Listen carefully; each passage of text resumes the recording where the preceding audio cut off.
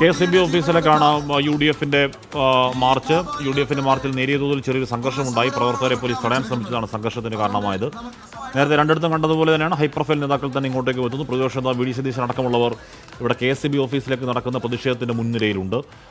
KCBക്ക് വലിയ വീഴ്ച സംഭവിച്ചു എന്നുള്ളതാണ് UDF-ന്റെ ഈ വിഷയത്തിലെ ആരോപണം.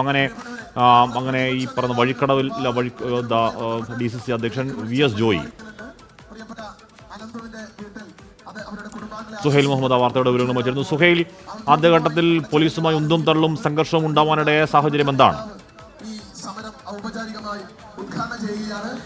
ഹാഷ്മി, പ്രവർത്തകർ ഓടി പോലീസ് ഇവിടെ ബാരിക്കേഡ് പോലെ വടം കെട്ടിവെച്ചിരുന്നു.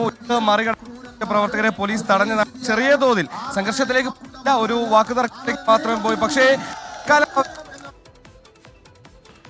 വഴിക്കടവിലാണ് UDF-ന്റെ മാർച്ചിൽ നേരിയ തോതിൽ ഉന്തും തള്ളും ഉണ്ടായത്. ചെറിയ തോതിൽ സംഘർഷത്തിലെ കാര്യങ്ങൾ പോയി. നേതാക്കൾ ഇടപെട്ട് ആ പ്രശ്നപരിഹാരം ഉണ്ടാക്കി. ഇപ്പോൾ അവിടെ പ്രതിപക്ഷ നേതാവ് VD സതീശനുണ്ട്, KPCC അധ്യക്ഷൻ സണ്ണി ജോസഫ് അടക്കമുള്ളവരുണ്ട് എന്നാണ് ധാരണ.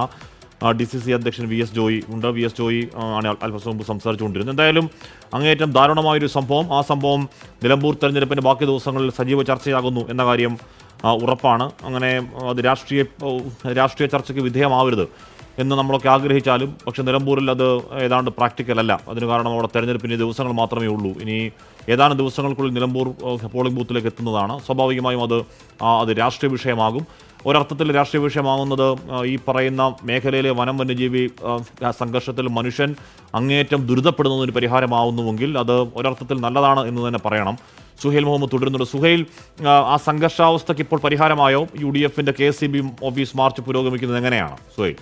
ഇപ്പോൾ നിലവിൽ സംഘർഷാവസ്ഥയില്ല. ഈ പറഞ്ഞതുപോലെ തന്നെ അനന്തുവിന്റെ മരണം വലിയ ചർച്ചാ വിഷയമാക്കുകയാണ്. ഇതിന്റെ ഭാഗമായി LDF-ന്റെ പഞ്ചായത്ത് പ്രശ്നത്തിന് പിന്നാലെ KCB-യുടെ വീഴ്ച ആരോപിച്ചുകൊണ്ട് UDF പ്രവർത്തകർ വഴിക്കടവിലെ KCB ഓഫീസിലേക്ക് മാർച്ച് നടത്തിയത്. തുടക്കത്തിൽ ഇരച്ചെത്തിയ പ്രവർത്തകർ പോലീസ് ബാരിക്കേഡ് പോലെ ഇവരെ തടയാൻ സ്ഥാപിച്ച വടം മറികടക്കാൻ ശ്രമിച്ചാണ് തുടക്കത്തിൽ ചെറിയ തോതിൽ വാക്ക് തർക്കത്തിനിടയാക്കിയത്. എന്നാൽ നിലവിൽ വാക്ക് തർക്കമോ സംഘർഷങ്ങളോ ഇല്ല. ഇപ്പോൾ പ്രതിപക്ഷ VD സതീശൻ ഇപ്പോൾ സംസാരിക്കാൻ പോവുകയാണ്. പ്രതിപക്ഷ VD സതീശൻ സമരം അഭിസംബോധന കൊണ്ട് പ്രസംഗിക്കുന്നത്.